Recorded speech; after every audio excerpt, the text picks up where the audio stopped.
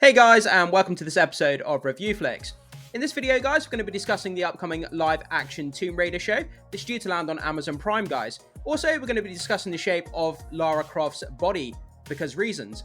So guys, make sure you hit that subscribe button, hit that like button, stay up to date with all the movie and streaming news we have going on around here. And with that down, let's jump into this Tomb Raider news.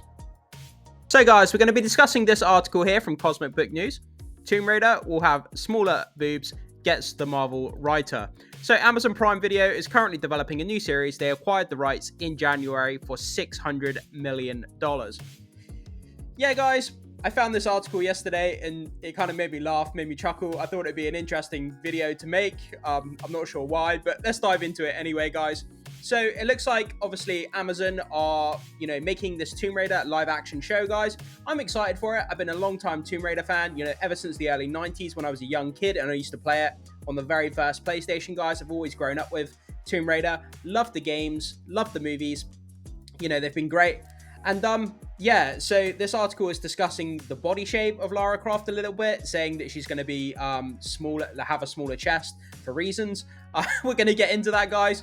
So, and obviously there's this whole kind of narrative in Hollywood at the moment where it's like females have to be uglier and they can't be pretty and they can't be good looking. At least that's the kind of thought that I get anyway.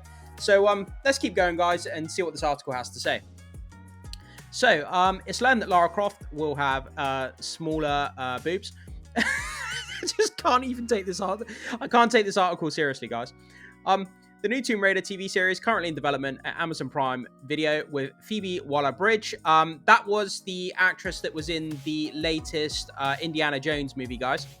Attached also has the writer involved who is behind the MCU's The Marvels, Agatha Darkhold Diaries, and WandaVision. So we have a writer involved on this show who was involved with the Marvels. That doesn't instill confidence for this show, guys. Obviously, with the Marvels at the moment, I know it's like beating a dead horse talking about this movie, guys, but it's going to be one of the biggest comic book movie flops, period. Even The Flash beat it, even Black Adam's probably going to beat it, and just what's happened with the Marvels is just incredible. It's just literally come out of the gate. Nobody bothered to see it. Nobody wanted to see it. It's just garbage, and it's made no money, and Disney's only got itself to blame because of it. So, Variety reveals Megan McDonald is writing the new Tomb Raider series, which was first announced back in January, as Amazon acquired the rights for $600 million. Yeah, they're dropping bombs, guys. The amount of money they paid for the Lord of the Rings show, and now they've paid $600 million, over $500 million for the rights to a Tomb Raider show, which is kind of crazy. It looks like they must have big plans going forward for the Tomb Raider franchise to spend that amount of money on the franchise. So the article states, following coming on board Marvel, as a story editor of WandaVision, Megan McDonald was the first writer brought onto the Marvels. Great. Next, she served as a consulting producer, providing writing and on-set services for the Agatha Darkhold Diaries Disney Plus series. By the way, guys, just as a side note, talking about Agatha, I made a video yesterday. There's a new first look featurette behind the scenes video of Agatha Darkhold Diaries. If you're interested in that video, guys, it's quite fun. Nice little look behind the scenes about the upcoming show. I'll put the description. I'll put the link to that video in the description down below, guys. So go and check it out if you're interested in Agatha. The article states these projects exemplify the non-traditional approach she likes to bring to the boilerplate formats, be they sitcoms or superhero tentpoles. I always get really nervous when I hear about someone saying non-traditional approach. Well, what's the point of that? Like, people like the traditional Tomb Raider, the traditional Lara Croft, her appearance, the way she looks, her character, the way she acts. People like that. That's what draws people to the characters. Obviously, there's a lot of simps out there. They like the look of Lara Croft. she's an attractive woman. That kind of draws people into the character. It kind of is what it is. Girls like to play the character because she's, good looking. Guys like to play the character, again, because she's good looking. She's an attractive woman. And, that's part of the draw of the character. It might not be a popular thing to say, but it is. And to take a non-traditional approach where we have to make, female characters like uglier and all this kind of stuff, I don't really understand it. But let's keep reading, guys. So she goes on to say, quote, "I love to do something unusual with form. I aim to surprise," she says, "and I try to write things that I want to watch. Why don't you try and write things that your audience wants to watch, not what you want to watch? That's maybe why you're failing with the Marvels." So McDonald adds, most of my stories start with whatever funk or crisis I'm living in. Then I figure out how to explore that through speculative fiction. Okay, great. So we have a nice picture here of the traditional looking sort of Lara Croft. Obviously, she's got this like amazingly hourglass figure. You know, she's, you know, petite hourglass figure, obviously big chested, as most video game females are, or comic book characters are. That's what draws, you know, the male audience to the character. You know, it is what it is. People are attracted to the character. It draws them in, the appearance, and, you know, that's part of the draw of the character, like I say, guys. Smaller boobs. Okay, yeah. It's hard to take this seriously sometimes. So Phoebe Waller-Bridge is also on board as a writer who recently talked about how they are changing the character from a sex symbol to one that has smaller breasts. Again, guys, like, I don't see the problem with a female protagonist being a sex symbol. Like, it's part of the draw to the character. Like, she's a beautiful looking woman. People, you know, love to play those kind of characters. It's part of the fantasy of playing a video game or reading a comic book. You know, seeing these characters, you know, they're really nice looking, really beautiful looking, and, you know, people pretend to be those characters or pretend, you know, it's part of the draw of the kind of the fiction and the fantasy of playing these characters. You know, that's what kind of the draw is, and I don't see the problem with being a sex symbol. I really don't. So she goes on to say, quote, she had an attitude, she was very deliberate in what she wanted to do. That all changed when they realised they could market her to be a sex symbol.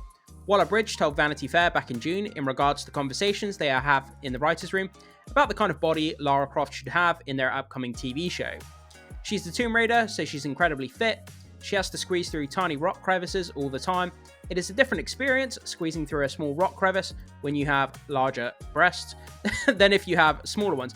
Well, yeah, that makes sense. I do get that. But it sounds to me like they're using that as an excuse to kind of change the body shape and kind of make her less feminine kind of characteristics. Do you guys see that as an excuse as well, like I do? Or do you think that's actually a valid point, that she's going to be, you know, obviously rock, you know, cave, what do they call it? Climbing through caves. Caving, I guess it's just called caving. You know, is that a valid point, that, you know, having to change her physical appearance of, you know, her body shape because she's going to be in caves and squeezing through tight spots? Or do you just think it's an excuse just to change, you know, kind of change the feminine characteristics? Let me know what you think, guys. So it remains to be seen how audiences will accept the new version of Tomb Raider. Megan McDonald's at the Marvels is currently the worst performing superhero movie of all time at the box office. Yeah, guys. The fact that the Marvels writer is going to be working on this show, like, my expectations have literally, if this is a cliff, my expectations have just literally done that. Like, just jumped off a cliff. Phoebe Waller-Bridge also recently starred in Indiana Jones 5, which is what I said at the beginning, guys, which is reported to have lost $100 million for Disney. The Marvels is expected to lose $200 million for Disney. So Phoebe Waller-Bridge was in Indiana Jones, which lost a ton of money. The writer was working on the Marvels, which has lost a ton of money. So we have these two duos who have worked on these two massive projects who have lost all of this money, and they're going to be working on this Tomb Raider show. So guys, I know I always say reserve judgment until we see a first trailer and all that kind of stuff, but I would kind of lower your expectations going into this with these two people working on this show, especially with what they've produced recently. But like I say, you never know. A trailer might come out, it might smash it out of the park, it might heighten, you know, the kind of excitement around the show. But at the moment, hearing that these two writers and performers or whatever are working on this show, it's hard to get excited. Knowing that they put out the Marvels and Indiana Jones, yeah, guys, it's not good at all. But yeah, guys, that's just kind of a small article. I don't think there's any comments on this video. Let me have a look. Load comments. No, there isn't. So there isn't any comments on this video. But yeah, guys, so that's kind of where we are. It's just a small article talking, you know, about the show landing on Amazon Prime, and then kind of like the characteristics of her body shape. I mean, do you agree with what they're saying, that they should change it to be more realistic because of, you know, the things that she'll be doing in the show, you know, like squeezing on rocks and stuff? Or like I say, do you think it's just an excuse just to kind of get rid of feminine characteristics of the character? Let me know what you think about this, guys, because it's quite an interesting topic of conversation.